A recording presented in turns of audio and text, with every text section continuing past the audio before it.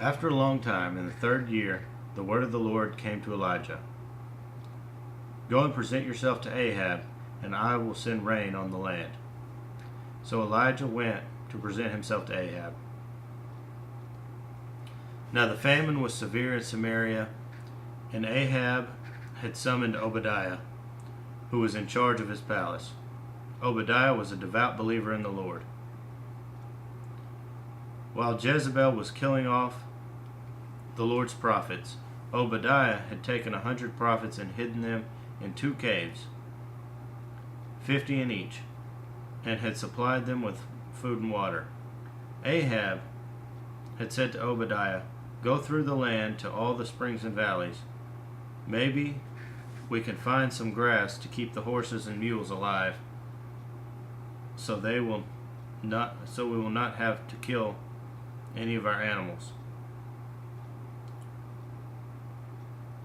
So he divided the land they were to cover, Ahab going in one direction and Obadiah in another. As Obadiah was walking along, Elijah met him. Obadiah recognized him, bowed down to the ground, and said, "Is it really you, my lord Elijah?"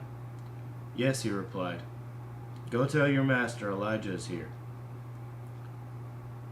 "What have I done wrong?" asked Obadiah, "that you are handing your servant over to Ahab to be put to death? As surely as the Lord your God lives, there is not a nation or kingdom where my master has not sent someone to look for you. And whenever a nation or kingdom claimed you were not there, he made them swear they could not find you. But now you tell me to go to my master and say, 'Elijah is here.' I don't know where the Spirit of the Lord may carry you when I leave you. If I go and tell Ahab and he doesn't find you, he will kill me. Yet I, your servant, have worshipped the Lord since my youth. Haven't you heard, my Lord, what I did when Jezebel was killing the prophets of the Lord? I hid 100 of them, of the Lord's prophets, in 2 caves, 50 in each, and supplied them with food and water. And now you tell me, go to my master and say, 'Elijah is here.' He will kill me." Elijah said, "As the Lord Almighty lives, whom I serve, I will surely present myself to Ahab today." So Obadiah went to meet Ahab and told him, and Ahab went to meet Elijah. When he saw Elijah, he said to him, "Is that you, you troubler of Israel?" "I have not made trouble for Israel," Elijah replied, "but you and your father's family have. You have abandoned the Lord's commands and have followed the Baals. Now summon the people from all over Israel to meet me on Mount Carmel, and bring the 450 prophets of Baal and the 400 prophets of Asherah, who eat at Jezebel's table." So Ahab sent word throughout all Israel and assembled the prophets on Mount Carmel. Elijah went before the people and said, "How long will you waver between 2 opinions? If the Lord is God, follow him. But if Baal is God, follow him." But the people said nothing. Then Elijah said to them, "I am the only one of the Lord's prophets left, but Baal has 450 prophets. Get 2 bulls for us. Let them choose one for themselves, and let them cut it into pieces, and put it on the wood, but do not set it on fire. I will prepare the other bull, and put it on the wood, but not set it on fire. Then you call on the name of your God, and I will call on the name of the Lord, the God who answers by fire. He is God." Now all the people said, "What you say is good."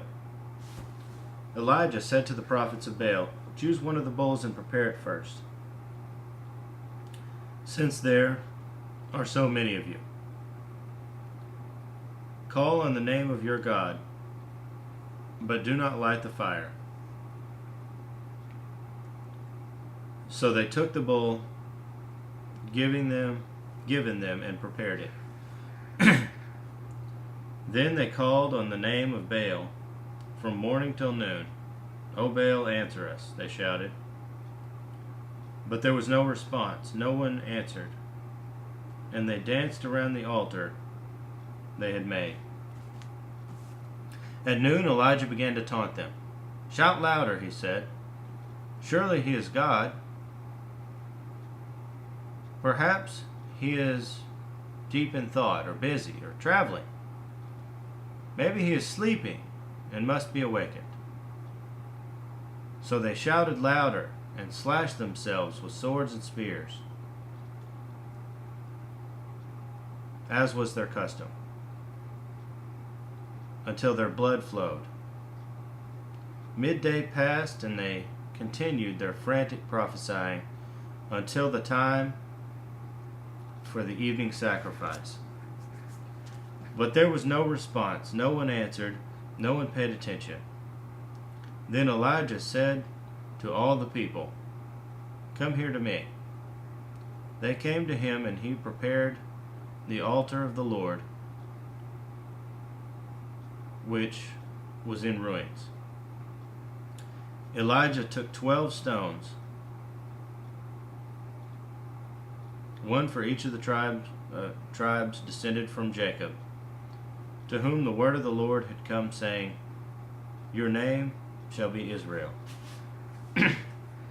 With the stones he built an altar in the name of the Lord, and he dug a trench around it large enough to hold 2 seahs of seed.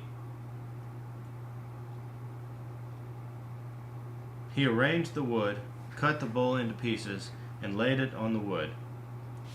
Then he said to them, "Fill 4 large jars with water and pour it on the offering and on the wood."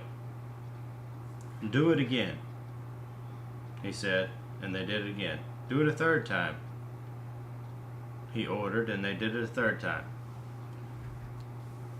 The water ran down around the altar and even filled the trench. At the time of sacrifice, the prophet Elijah stepped forward and prayed, "O Lord God of Abraham, Isaac, and Israel, let it be known today that you are God in Israel, and that I am your servant and have done all these things at your command. Answer me, O Lord, answer me, so these people will know that you, O Lord, are God, and that you are turning their hearts back again." Then the fire of the Lord fell and burned up the sacrifice, the wood, the stones, and the soil, and also licked up the water in the trench. When all the people saw this, they fell prostrate and cried, "The Lord He is God, the Lord, He is God." Then Elijah commanded them, "Seize the prophets of Baal. Don't let anyone get away." They seized them, and Elijah had them brought down to the Kishon Valley and slaughtered there. And Elijah said to Ahab, "Go, eat and drink, for there is the sound of a heavy rain." So Ahab went off to eat and drink, but Elijah climbed to the top of Carmel, bent down to the ground, and put his face between his knees. "Go and look toward the sea,"